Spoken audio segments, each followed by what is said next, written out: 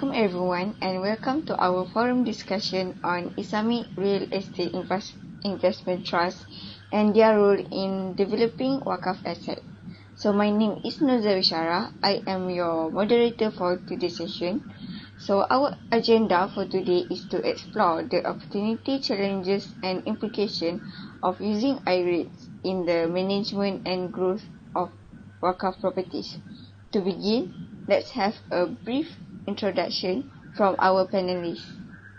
Assalamualaikum and hi everyone. My name is Nur Alia Hanani binti Othman as panel 1. Assalamualaikum and hi everyone. My name is Nur Suzilawati binti Abdul Hamid as a panel 2.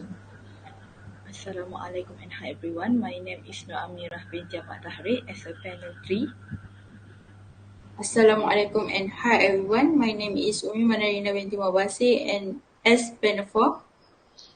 Thank you for the introduction from our panelists.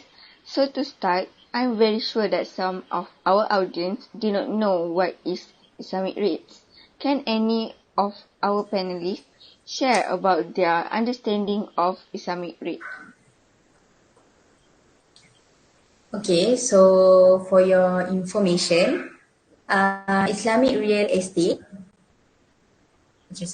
Okay, so for your information, in terms of Islamic Real Estate Investment Trust are investment that comply with Sharia law, which means the investment must avoid prohibited activities like gambling, speculation and interest-bearing transaction. Especially they need to focus on tangible asset to make sure all earnings come from halal sources. So in simple terms, I-REITs allow investor to pool their money to invest in real estate properties to generate return while they ensuring that all transactions align to Islamic principles.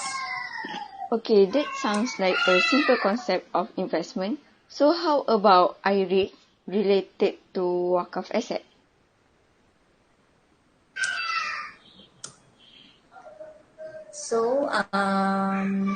So for in terms of Waqf, I expect that we all already know that Waqf is a form of endowment in Islamic law where assets are donated for charitable purposes. So by integrating I-REITs into Waqf asset can offer a professional approach to managing and developing assets in order to ensure they remain productive and beneficial for the community in accordance with Islamic principles. So in results, this integration can maximize the return for charities which derive from Waqf asset.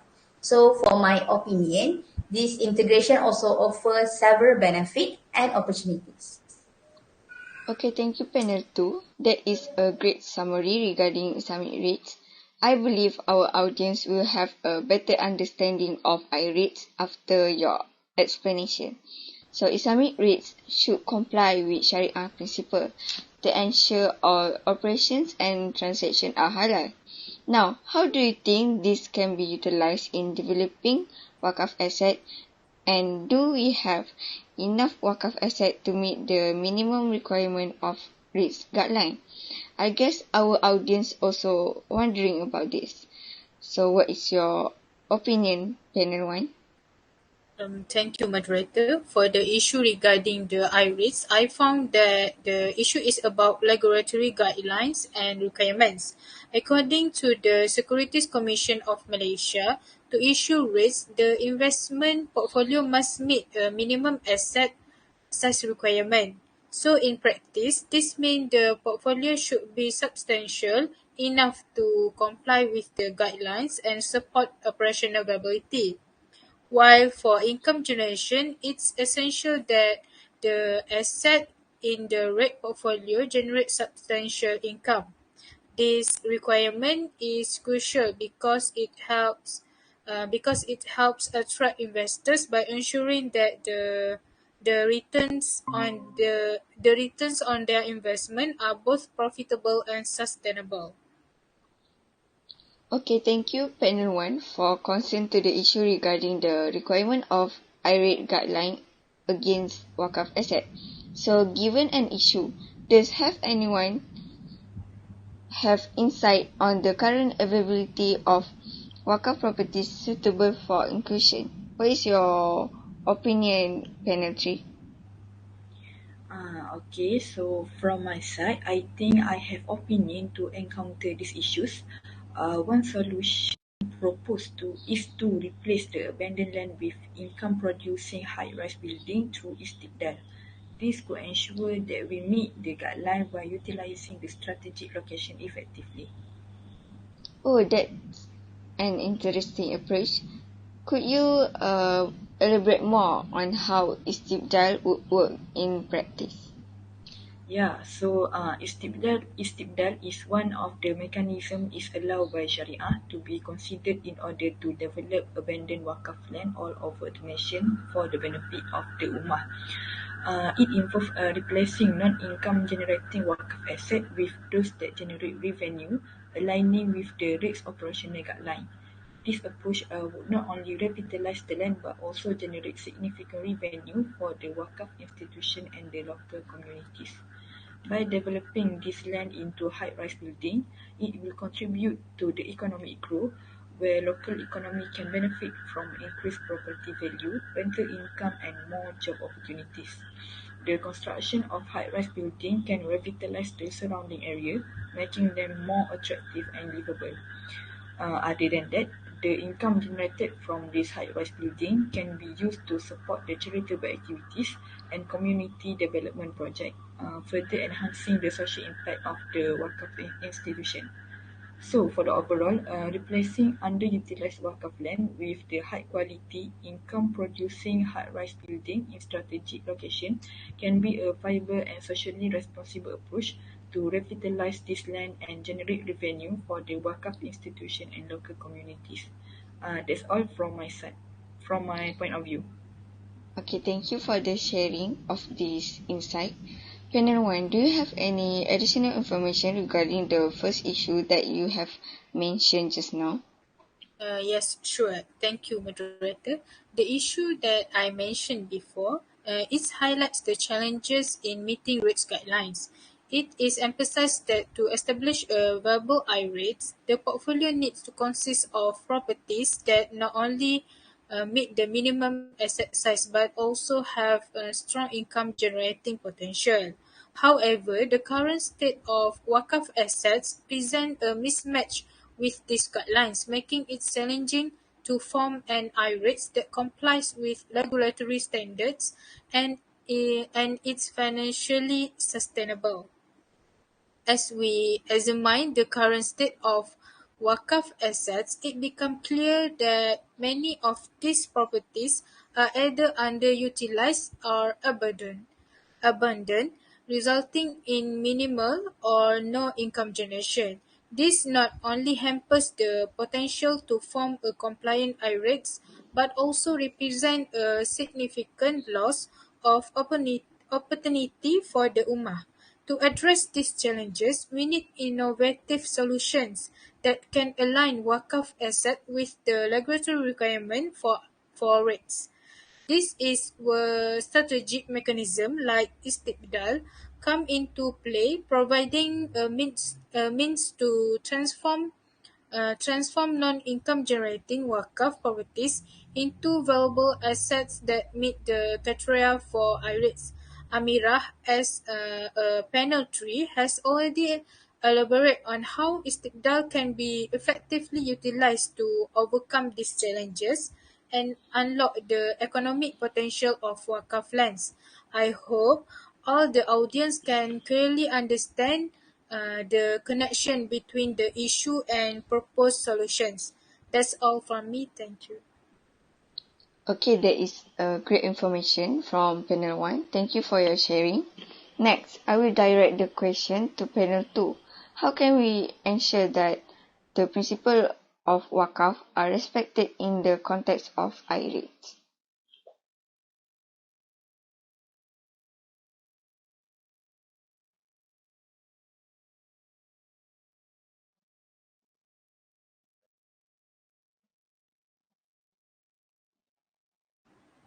I'm sorry, panel 2, I can't hear you. Hello. Yeah. Thank you. So, thank you, moderator. For now, it's a valid concern because we all already know that in general, wakaf is typically intended for charitable purposes and cannot be sold and disposed of. However, the issue arises when the context of I-REITs involve the process of selling asset, which can be proven in I-REITs guideline. So with this statement might infringe upon the sanctity of Waqf properties. So I believe that allowing the sales of Waqf asset through I-REITs goes against the fundamental purposes of Waqf, which is to preserve and utilize property for charitable purposes. However, there are some arguments suggesting that by pulling Waqf property into I-REITs could potentially enhance their management and generate sustainable returns, which can be reinvested back into the community. So, to short, the challenge lies in finding a balance between safeguarding the charitable objective of Waqf and exploring innovative financial instruments like I-REITs. That's all from me. Thank you. Okay, thank you for a clear explanation from panel 2. However, to enable the establishment of Waqf I-REITs, we could consider any alternative in Islamic finance structure. So I have question to panel 4. Do you have any potential solution that can be related to this issue? Thank you, moderator, for giving me this opportunity. One potential solution could be the application of an ijara contract for a long term or long lease. This approach could maintain the ownership of Waqf property while allowing for their use in I-REIT structure. The core requirement of Waqf is the property of the asset, meaning it must remain dedicated to its charitable purpose indefinitely. In a long term, ijara agreement, the Waqf institution retain ownership, thus fulfilling this requirement. The property is leased out for an extended period, providing stability and security to the lessee and allowing them to managing the property effectively. Additionally, we could explore a mechanism where a Waqf property is sold for a certain period, with clear condition to buy it back in the future. This temporary transfer will enable the establishment of Waqf I-REITs without compromising the integrity of Waqf principle. The idea is to temporarily transfer the right to use and benefit from the property of a Waqf property to an I-REIT for a specific period. The legal ownership of the property remains with the Waqf, but the right to use it is transferred to the I-REIT, which can manage, develop, and generate income from it.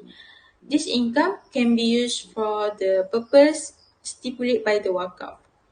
It is important that any such agreement are supported by legal amendment that explicitly allow for the establishment of Waqf I-REIT for a defined period. This regulatory clarity will provide the necessary framework for Islamic financial institutions to participate confidently. Some of the major objectives of the implementation of legal change are to participate in the formation of a new approach or to create legal certainty. This legislation has outlined function variable to ensure the distinction of legal definition of a Waqf I-REIT is not an issue. This has to do with identifying various characteristics of the asset. It is possible to minimize the risk of creating non-Islamic trust by setting clear operational procedure so that these trusts are properly conducted and do not violate the law regulating Islamic finance. That's all from me. Thank you. Thank you to our last panelist. So from today's discussion, there are several important points that we can point out, which is first, I-REITs must carefully adhere to Sharia principle, which is I-REIT must strictly comply with the Sharia standard. And the second, the regulatory challenges creating I-REIT necessities adhere to strictly comply with the regulatory standard. And then the third one, we can use istibdal as an alternative. And then the fourth one, we have to respect all the Waqf principle, because there are some concern about the preserving the integrity of Waqf principle while incorporate with this asset into I-REITs. So the last one is the alternative structure, which is using long-term ijarah contract or temporary transfer of usage right. Waqf asset can be included in I-REITs while maintaining ownership principle. So Islamic REITs offer a great chance to improve and develop Waqf properties will ensure the financial sustainability and Sharia compliance.